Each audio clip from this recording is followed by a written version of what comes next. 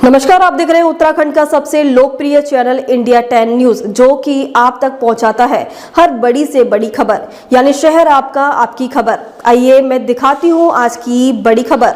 BJP के पूर्व विधायक की दूसरी शादी को लेकर कांग्रेस ने धामी सरकार को घेरा। काशीपुर पीसीसी सदस्य एवं उत्तराखंड शासन द्वारा 3 रोटेरी पुरस्कार से सम्मानित सामाजिक कार्यकर्ता एवं वरिष्ठ कांग्रेस नेत्री अलका पाल ने भारतीय जनता पार्टी पर निशाना साधते हुए बीजेपी के पूर्व विधायक सुरेश राठौर और उर्मिला सनावर की शादी को लेकर राज्य सरकार पर गंभीर आरोप लगाए हैं। उन्होंने कहा कि बीते दिनों पूर्व विधायक सुरेश राठौर और उर्मिला ने शादी का ऐलान किया था, जबकि पूर्व विधायक सुरेश राठौर की पहले से ही एक पत्नी है, तो वह दूसरी शादी कैसे कर सकते हैं।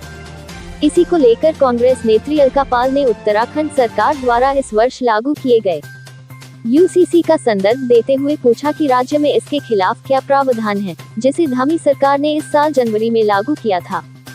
साथ ही कांग्रेस नेत्री अलका पाल ने कहा कि सरकार ने कानून के माध्यम लिव इन रिलेशनशिप को वैधानिक मान्यता दी है, जो उत्तराखंड की संस्कृति के साथ गंदा मजाक है। इसके साथ कांग्रेस नेत्री ने आरोप लगाया कि उत्तराखंड की भाजपा सरकार ने यूसीसी लागू कर उत्तराखंड की गौरवपूर्ण सामाजिक और सांस्कृतिक विरासत के ताने बाने को कमजोर करने का काम किया है। उन्होंने कहा कि केवल केंद्र के आकाओं को खुश करने के लिए उत्तराखंड सरकार का ये निर्णय देवभूमि की सांस्कृतिक, धार्मिक और सामाजिक रिश्तों को कमजोर करने वाला कदम साबित होगा। काशीपुर से सह संपादक जुगनू खान की रिपोर्ट। लेकिन उत्तराखंड में यूसीसी कानून ऐसा लगता है कि अंधा कानून बन के रह गया है। वो हम इसलिए कह रहे हैं कि यूसीसी कानून की जो धज्जियां हैं खुद भाजपा के नेता उड़ा रहे हैं। भाजपा के एक पूर्व विधायक हैं सुरेश राठौर जी, जिन्होंने पूरी मीडिया के सामने पहले से विवाहित होने के बाद भी अपनी एक महिला मित्र को पूरी मीडिया के सामने अपनी पत्नी का दर्जा दिया और उनको अपनी पत्नी बताया और अपनी पत्नी माना। तो मैं धामी जी से ये सवाल करना चाहती हूँ कि क्या ये आपने ये यूसीसी का जो कानून बनाया है महिलाओं के हितों और अधिकारों की रक्षा करने के लिए, क्या इसके लिए आपके दो मायने हैं? इसके आपके नेताओं के लिए यूसीसी के मायने अलग हैं और जो आपने यूसीसी कानून को जनता के ऊपर थोपा है उसके मायने अलग हैं। लगता है आपने जो यूसीसी को उत्तराखंड के ऊपर लागू किया है, आपकी जो मंशा थी वो कुछ वर्ग विशेष को लेकर के थी। दूसरा, ये बात यही नहीं है, इसके बाद दूसरा उन्होंने यूसीसी के अंदर जो लिव इन रिलेशनशिप को मान्यता देते हुए सरकारी जामा पहनाया और अपनी मोहर लगाई है। देखिए, लिव इन रिलेशनशिप हमारी देवभूमि में, उत्तराखंड की संस्कृति में एक कलंक है। उत्तराखंड की सम्मानित जनता, देवभूमि की सम्मानित जनता इसको कभी स्वीकार नहीं करेगी।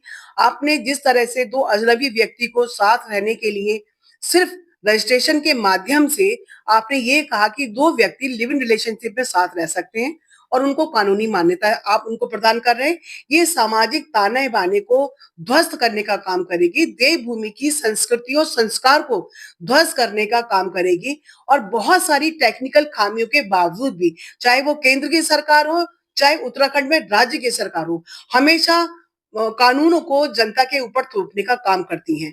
अभी भी ये जो कानून उत्तराखंड की जनता के ऊपर थोपा गया है, केवल क्रेडिट लेने के लिए देश भर में और प्रधानमंत्री मोदी जी को खुश करने के लिए, इसमें अभी टेक्निकल तमाम सारी खामियां हैं। आपने सबसे पहले तो सरकारी कर्मचारी के ऊपर ये आवश्यक तौर पे आपने मैंडेटरी कर दिया कि सारे सरकारी कर्मचारियों को आप उसका रजिस्ट्रेशन कराना आवश्यक है, जिसमें तमाम सारी परेशानियां, टेक्निकल परेशानियां सरकारी कर्मचारी को आ रही हैं और सरकारी कर्मचारी का बहुत बड़ा वर्ग इस बात को लेकर नाराज भी है और वो इस बात को लेकर अपनी असहमति पहले ही प्रकट कर चुका है।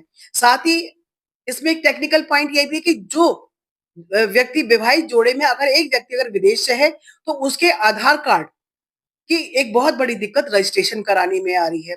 दूसरा, तीसरा, आपने लिव इन रिलेशनशिप से होने वाली संतान को आपने वैध घोषित कर दिया। तो आखिर किस तरह का समाज आप उत्तराखंड की जनता को देना चाहते हैं? एक तरफ आप सुशासन की बातें करते हैं, दूसरी तरफ आपके नेता आपके बनाए हुए कानून यूसीसी के खुलेआम मंचों पे और मीडिया के सामने धज्जे उड़ाते हैं और बहु विवाह प्रथा को बढ़ावा देते हैं। तो मेरा सवाल यह है धामी जी कि आप कब उत्तराखंड की समस्याओं की तरफ देखेंगे, कब बेरोजगारी की और पलायन की तरफ देखेंगे, कब महिला। खबरों में अब तक के लिए बस इतना ही, फिर मिलेंगे नई खबरों के साथ। तो हमारे चैनल को लाइक और सब्सक्राइब करना ना भूलें। जय हिंद, जय उत्तराखंड।